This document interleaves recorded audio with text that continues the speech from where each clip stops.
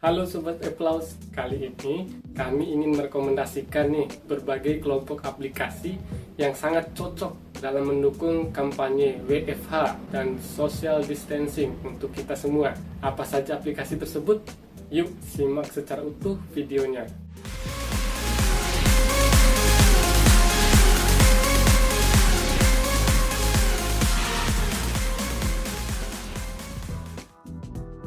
Wabah virus corona sangat memukul telak keseimbangan hidup berbagai negara di belahan dunia. Banyak korban berjatuhan dalam waktu yang relatif singkat. Negara kita tercinta pun tidak lepas dari serangan virus mematikan ini. Langkah yang ditempuh pemerintah untuk menekan angka penyebaran virus ini adalah dengan mengajak setiap masyarakat untuk mentaati protokol social distancing dan pembatasan sosial berskala besar.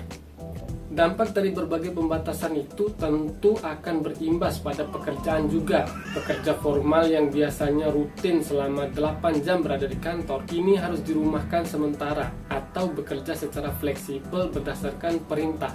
Sobat sekalian tentu tidak ingin terlena dan mati gaya kan? Sebab interaksi dengan dunia luar sangat penting untuk menjaga kita pada kondisi yang positif. Berikut kami bagikan beberapa kelompok aplikasi yang bisa mendukung kampanye WFH.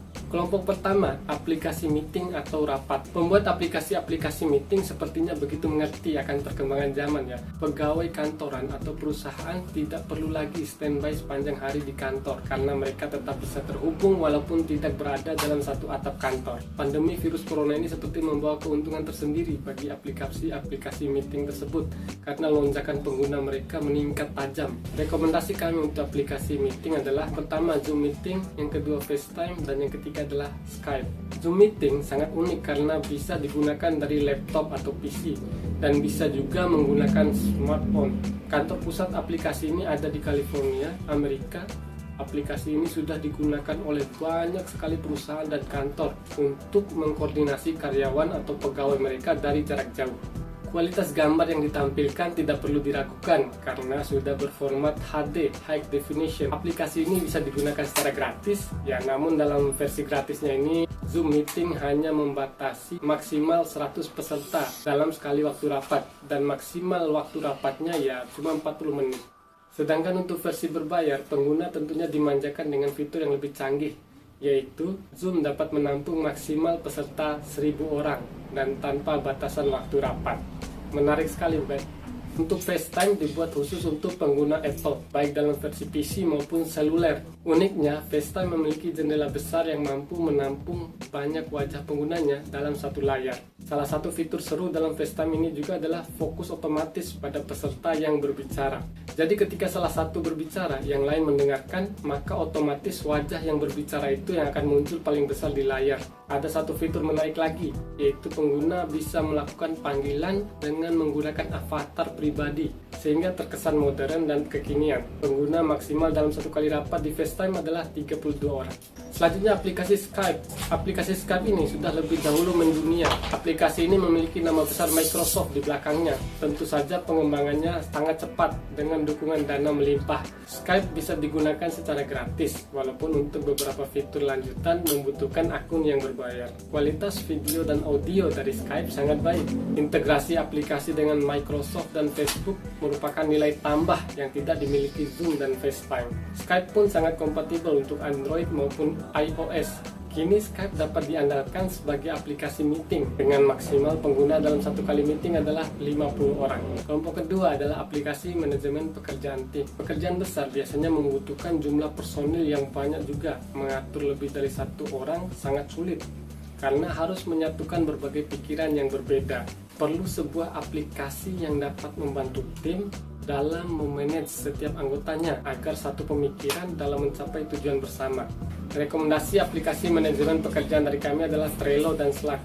Secara umum, kami melihat Trello itu seperti papan tugas yang biasanya ditempel di dinding-dinding kantor yang memuat nama tugas, pelaksana tugas, dan deadline-nya sampai kapan. Nah, Trello adalah bentuk digital dari papan tugas itu. Fitur-fitur dalam Trello ada yang dinamakan board atau papan sebagai lembar besarnya. Kemudian ada fitur yang bernama list, adalah daftar langkah kerja, prosedur ataupun tata cara yang harus dilakukan dalam mengerjakan tugas tadi. Dan terakhir adalah card, yaitu ide atau tugas yang harus dilakukan agar proyek pekerjaan bisa terselesaikan. Card ini biasanya diberi warna berbeda untuk tingkat urgensinya, misalnya merah yang harus dikerjakan duluan karena deadline sudah dekat, hijau adalah yang sudah dikerjakan, dan lain sebagainya, tergantung kita yang menggunakan. Kalau Slack lebih pada basis grup chat, baik secara personal, dalam tim, atau secara langsung ke sesama anggota tim. Slack terintegrasi dengan baik pada media penyimpanan eksternal seperti Google Drive dan Dropbox. Slack tersedia versi web, desktop, maupun mobile. Dalam grup, kita dapat membuat channel sesuai dengan tema diskusi tim, sehingga lebih efektif dan terarah. Sobat, masih ada 2 kelompok aplikasi lagi yang akan kami bagi. Tapi sebelum lanjut, bagi yang belum subscribe, yuk silahkan tekan tombol subscribe di bawah sebagai bentuk dukungan kalian untuk keberlanjutan channel ini. Kelompok ketiga adalah aplikasi pesan antar. Pada awal terbentuknya aplikasi Gojek dan Grab ditujukan untuk layanan jasa antar jemput penumpang dengan sarana motor ataupun mobil. Namun seiring dengan suksesnya mereka berdua meraih perhatian publik dan dengan membaca peluang bisnis yang semakin besar, maka mereka memperlebar sayap untuk menambah jasa layanan lainnya. Salah satu yang disasar adalah layanan pesan antar makanan dan minuman. 2 aplikasi ini terus bersaing untuk menghadirkan layanan baru demi menghadirkan nilai lebih bagi penggunanya. Jika pada saat pandemi seperti ini sobat lebih nyaman untuk berada di rumah, maka 2 aplikasi ini sangat membantu sekali memenuhi kebutuhan sobat dari rumah. Ya, bedanya ya cuma Gojek adalah aplikasi hasil karya anak bangsa, pendirinya ya Nadiem Makarim itu, sedangkan Grab merupakan aplikasi yang didirikan di Malaysia sebelum akhirnya pindah ke Singapura, pendirinya Anthony Tan dan Tan Hoi Ling. Kelompok terakhir, kelompok keempat, itu aplikasi berita berbasis komunitas. Perkembangan situs berita modern menuntut kreativitas dari para penyedia situs untuk berlomba menarik perhatian pembaca agar betah berlama-lama di situs mereka. Situs berita konvensional biasanya hanya menyediakan fitur berita digital untuk para pembaca.